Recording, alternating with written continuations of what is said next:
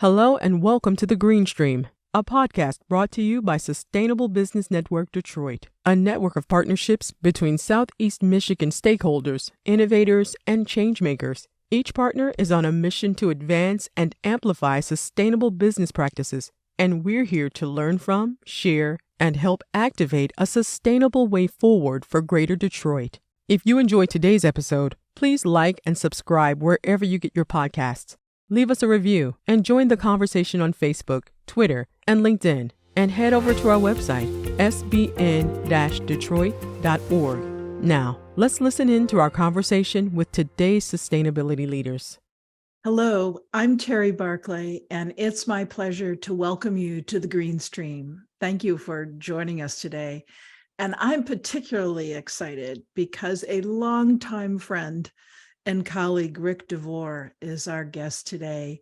I was trying to remember, Ric, when we first met each other. I know it was when you were in your leadership role at PNC, but Ric is the president of the Community Foundation for Southeastern Michigan, and I think only the second president in the history of the Community Foundation. Yeah. And I can't think of a better person to be in that role, Ric. I'm hoping you'll share a little bit with us about your longtime history in this community.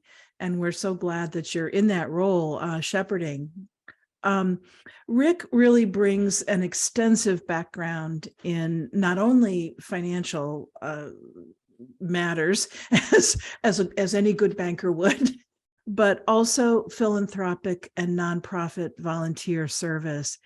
I know you were raised in Dearborn and earned degrees from University of Michigan and Wayne State University, and you have several decades of experience that are really, as the regional president of PNC Bank in Detroit and Southeast Michigan, that are really serving this community well. So welcome, Ric. Give us a little more color on that. Sure. And by the way, I think we met at Alan Gilmore's house at a fundraiser for Detroit Regional TV.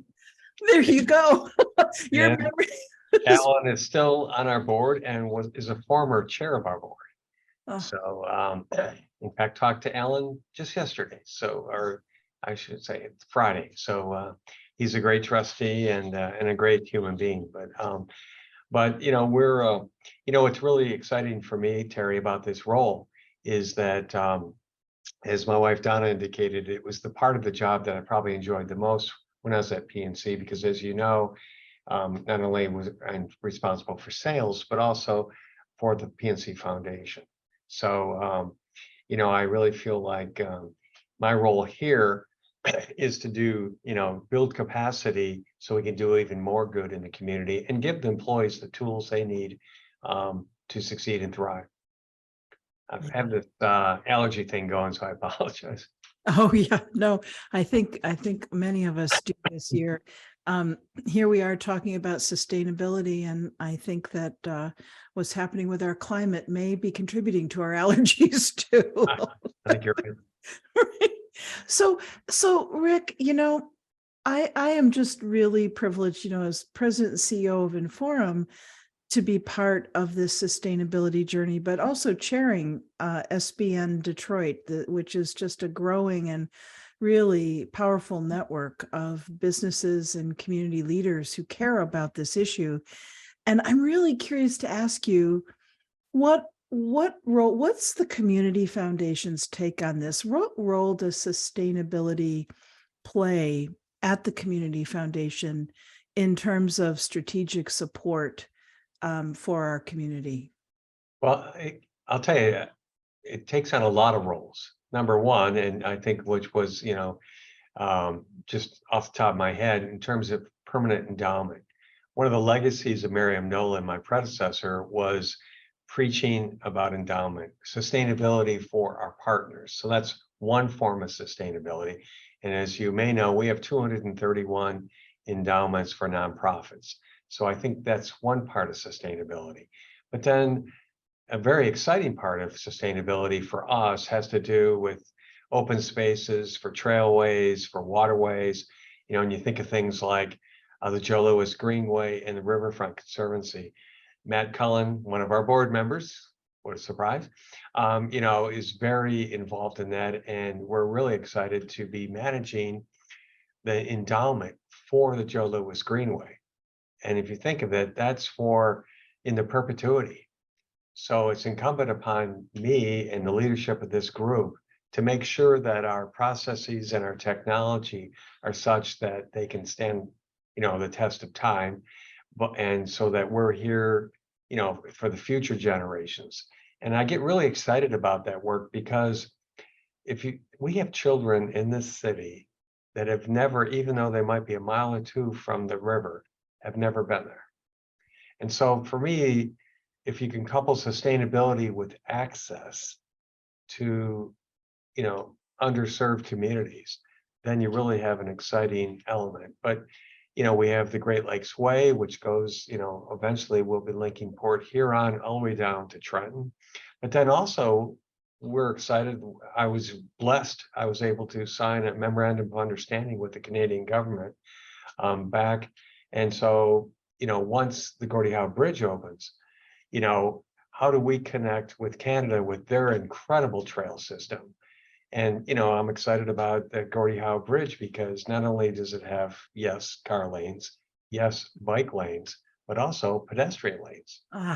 And if you think of where that bridge it'll be right into one of the great parks over in Canada. So for me, summarizing sustainability is not only leaving it better than you found it, which all our parents, taught us, right? But it's really about permanent endowment. It's about legacy gifts, but also, making sure there's a permanency to some of these assets that we have. And that, to be honest with you, Terry, that's some of the heavy lifting, because a lot of people like to put their money towards things that their name can go on. It's not all that sexy, if you will, building permanent endowment, right? But it's so necessary. And it's probably the hardest fundraising there is. So those are some of the examples of, permanency. And I would tell you, I'd be remiss if I didn't say that the new generation philanthropist or donor, many times he or she, when I say new generation, I'm talking about people that just had a wealth event, they sold a business or something, and maybe philanthropy was not in their history in their family, or, they've had wealth, but what's of interest to them might be different than maybe their parents and grandparents. Many times that's associated with sustainable things, air quality, the environment, those things that we tend to label ESG, but they're very important.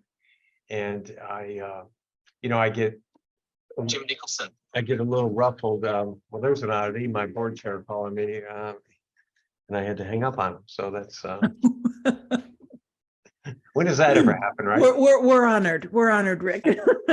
Jim Nicholson. But with that said, when you really think about sustainability, I think it really can take many different forms, and not just an endowment, but sustainable from an environmental standpoint. And then we were talking earlier about the lasting impacts of climate change. I think we can see it every day, right? Whether we're talking about just we're blessed in Michigan with not having some of the issues, but still, whether we're talking about floods, whether we're talking about fires. I mean, even today, the skies are grayer because of the fires in the Western Canada. Yes. And I think that's a big interest to what I'm calling the new age donors. So how do we reach them? How do we communicate with them? How do we collaborate and convene them? Really is upon us. We have to make sure we continue to figure that out. That's just funny. It's funny when you were talking about all of the landmarks, the everything that has happened on the Detroit riverfront, all the way to the Gordie Howe Bridge. I'm really, really lucky in that my office is in Tower 400 of the Renaissance Center, and we look right out at the river. And right before jumping on this call with you today, I was meeting with an executive, a CEO who's new to town, and we were talking about all of those landmarks and how absolutely impressed she is with the environment that we have right here in our city. And it's so wonderful to hear about the important role that you and the Community Foundation and many other supporters and donors are playing to make that so. Every once in a while it helps to see things through fresh eyes, right? So it's really fun when someone comes into our community and says, wow, I can see why USA Today voted you the best riverfront 2 or 3 years in a row and something. But also for new people or younger people, they don't remember the Uniroyal site. And just if somebody told you 20 years ago we were going to have what we have today and what we're building for tomorrow, I think the skeptics, but would have said, I don't think so. But you have these people that are just so committed, and 20 years later, here we are, and what makings of it's so exciting. I'm not as high up as you, but I look out onto the new apartment project being built and the Ambassador Bridge, and have a wonderful view of the freighters. And that's another thing. If you have a new CEO, I mean, there's Canada right there. Yes.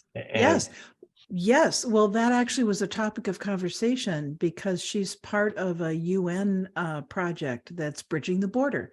And that's yet another asset, right? Mm-hmm. It really is. It's really wonderful. So, Ric, I know you are the master of partnerships.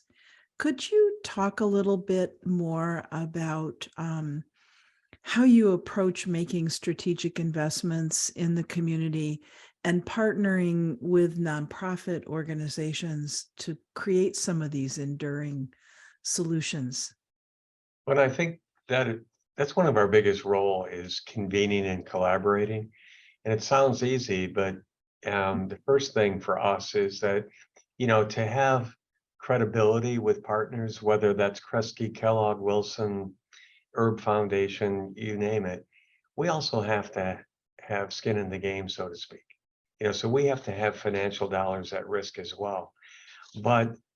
And it's not as easy as it sounds, right? Because you have, let's say, let me give you an example, the Pontiac Collaborative. That's, we're in our second 3-year effort. All the original funders came back plus one, and one new one.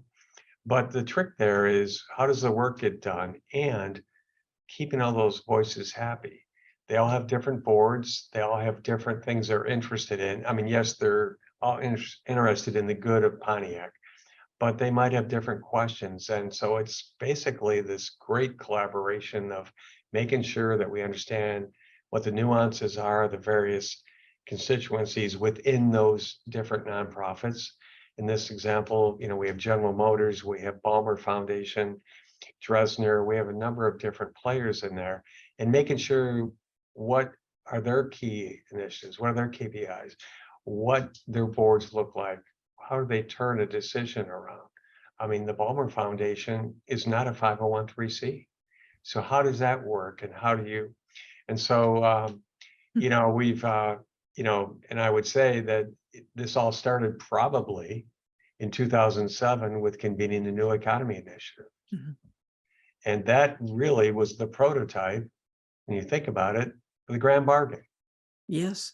Which we still manage, as you know, those funds today. And there's a big, huge event coming up.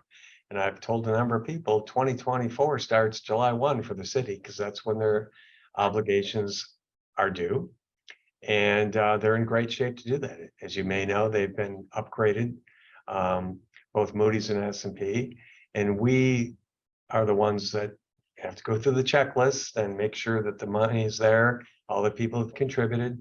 And then we put in our contribution to the Grand Bargain, which has 10 more years to run, all the way to 2034.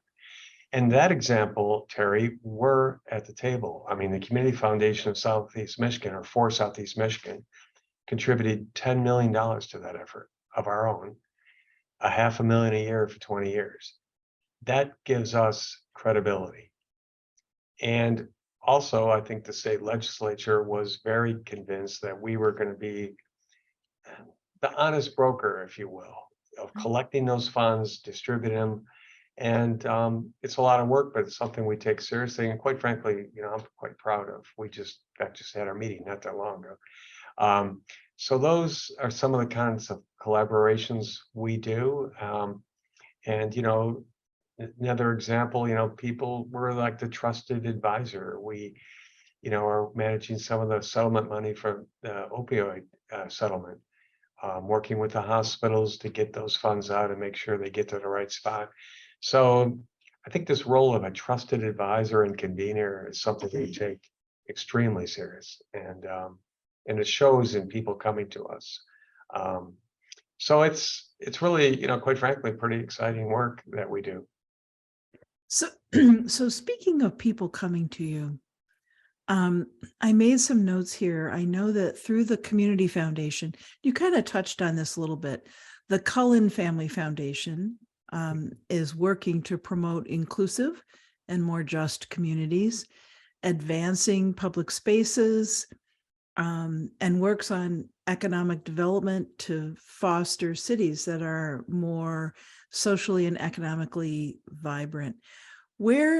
How does that work? How does the Community Foundation work with them to achieve those goals?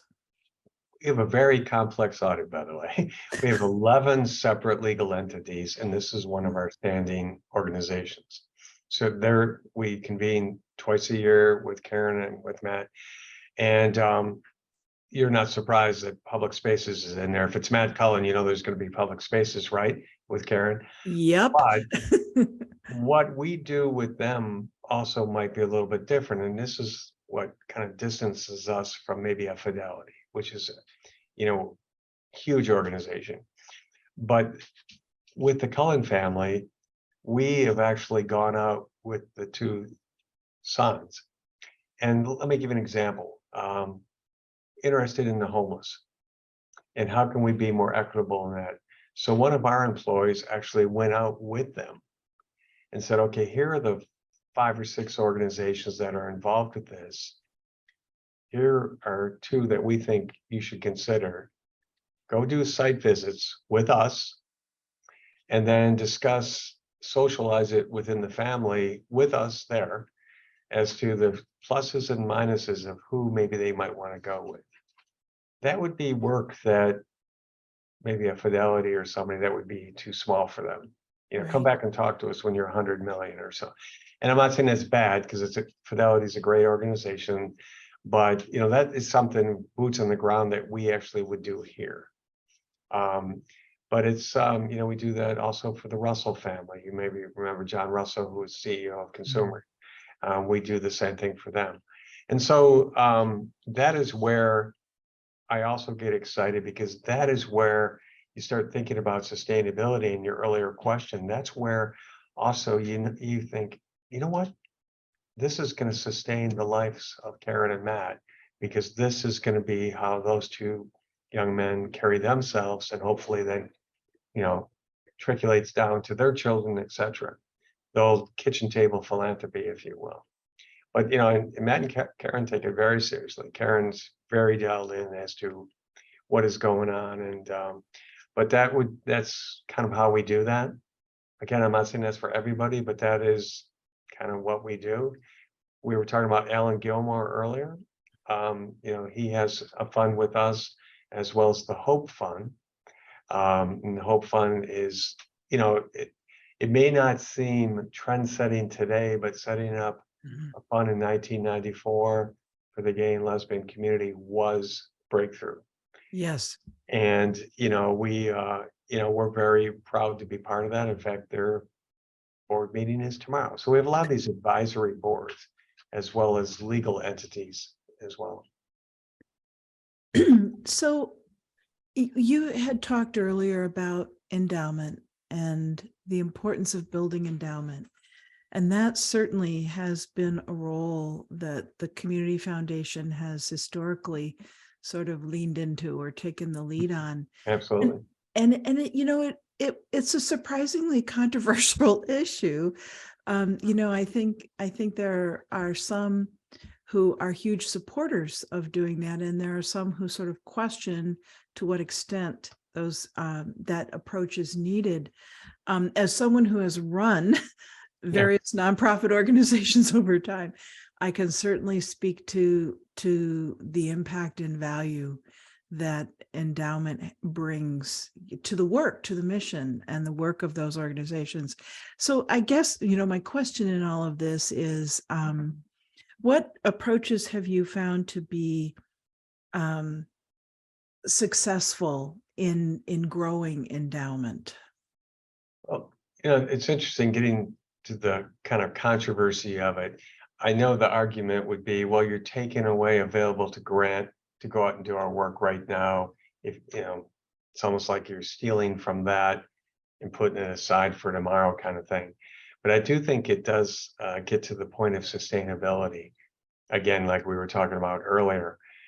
And so there's an art to being able to explain that, but also recognition that some donors don't want to give to an endowment. They want to see a program. And so I think there has to be room at the table for both. But when you smooth out, we're notorious, right, as a region for a roller coaster economy, right? I mean, right. We've all lived it. And so I think it's pretty compelling when you think about from that standpoint. But I really think you can't talk about endowment without talking about available to grant as well. And I would also say, and this is sometimes a controversial subject, is shared services agreement with other nonprofits. Yes. And a lot of people don't like that, especially the CFOs and people that are managing the affairs of some of the smaller nonprofits. But I would rather see some of those savings go into endowment and not go after, available to grant. That makes it controversial, I know, with some people in some shops, but it's something I think people should think about. Oh, interesting. That's such an interesting point. So Ric, could we talk about the role sustainability plays in impacting the decision making that you make in determining where your funding dollars goes? I'm thinking about a couple of specific examples, including through RISE, helping to improve employment and retention efforts among African American men, and Green Door to educate the community about environmental policies and sustainable lifestyle solutions. I mean, you've really done some things. So what's your thinking there? Well, you know me well enough, Terry, that if I didn't bring up education, that there'd be something wrong, or bring the real Ric DeVore in, right? But, some of our programs in education, I think in general, to get the level playing field, we have to get economic sustainability and educational, parity. So we're still involved with things like, proper equitable funding in the public schools. We have a program called Petals that we stand up for the Wilson Foundation. They do this both in Buffalo and here, which is really helping in the classroom with maybe some children that there's some volatility in their life and so forth, and really helping action better learning environment for them. We also are very involved with returning citizens. I'm not sure if you're aware of the Michigan Justice Fund that we manage, which is one of only 2 statewide initiatives that we do, that and the Michigan Opioid Partnership. So working on that, not just returning citizens, but think of all the wraparound services that you need to have for them. Job placement, sometimes child care, transportation, all those kinds of things. So we're working on that as well, but also from a jobs standpoint. So we were talking before we started about the Mackinac Policy Conference. What we're sponsoring, you might think is a little bit of an eclectic group, but they're all interwoven.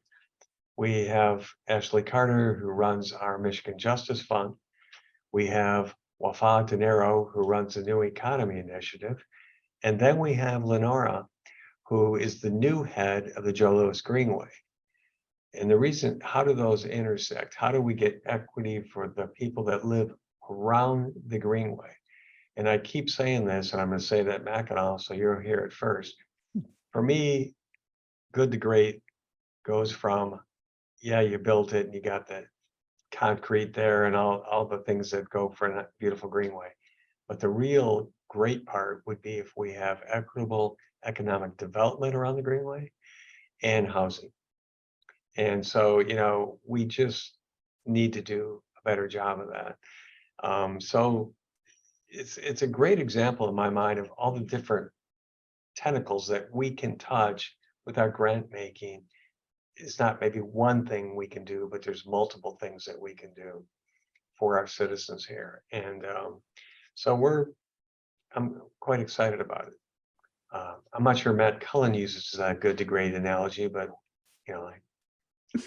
maybe, but I think that's part of I'll just say it, the magic of your leadership and that of the community and the great work of the Community Foundation is the scope and scale and ability to weave together all of those threads and, make those connections in a way that can become lasting and really create change. right. There's a lot of great programs out there. And when you're working toward impact, it gets more complicated, right? And you have to have a lay of the ground. I've said this to numerous people. I can't imagine the time it takes to be effective in my role if you came here from California. Yeah. Because you have to have the on the ground history and awareness of the challenges to a region, but also just the players and who are real and who are not maybe, and the real challenges here. You can't, eventually you could do this job, but I just think your learning curve would be years. And that's what I like about my role is, I've, being back in this region, after, coming back 13 years ago, I feel like I have an awareness that I'm from here, but, just an awareness of what is possible and who we need to tap into, what are those resources and so forth.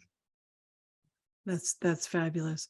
So I was wondering if you could tell us just a little bit more about the focus that the Community Foundation has on the environment through, aren't you involved with a grant to American Forests and We planting are, and trees? I'd be remiss if I didn't just give a shout out to John Erb, who is on our executive committee, is a trustee, and also is in charge of our program and distribution committee where the grants all go to. And I was talking to John just last week, and this is one of the pillars of the Herb Foundation as well. So this is a good example of something that we're interested in, and one of our longtime partners in the Herb Foundation's interested in. But whether we're talking about the tree equity, Detroit Tree Equity Partnership, whether we're talking about and this is something that also makes us unique is we did a study. We're okay by making initial grants kind of a proof of concept grant, right? And a lot of places, they only want to do grants, and I respect this. I was one of those at PNC of just for programs. And so many times we will do kind of the proof of concept to see if there's something even there, and then help stand up that organization, and then later on come in and make a grant to a program, right? So, when you look at, the American Forests or the Canopy Project or the Greening of Detroit, these are all ways that we're involved as well. But what excites me is just how we sometimes get in, I'll just think of it as startup capital for a nonprofit, right? Something that maybe a bank's foundation would not do. They want to see a program and measure it. And these proof of concept grants, I think, are really important if we're going to have the boldness to really start doing some things that might be a solution to something that hasn't been thought of heretofore. And sometimes it comes back and it's like, no, there isn't anything here, or that it won't work except unless we do this. But that's what they're for. And when you think about going back to the Pontiac Collaborative, when we first started that, we actually stood up their grants office, because through the bankruptcy in the emergency manager, those people were all let go.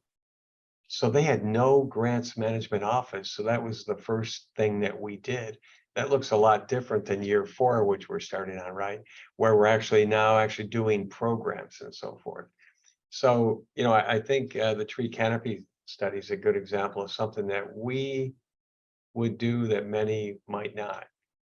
And that's okay, but I view that as kind of one of our roles, is to test the waters, if you will, to see if there's something there. And then, okay, let's learn from what we just found out. How do we bring more people into that conversation and scale it, is really one of the many things we're about.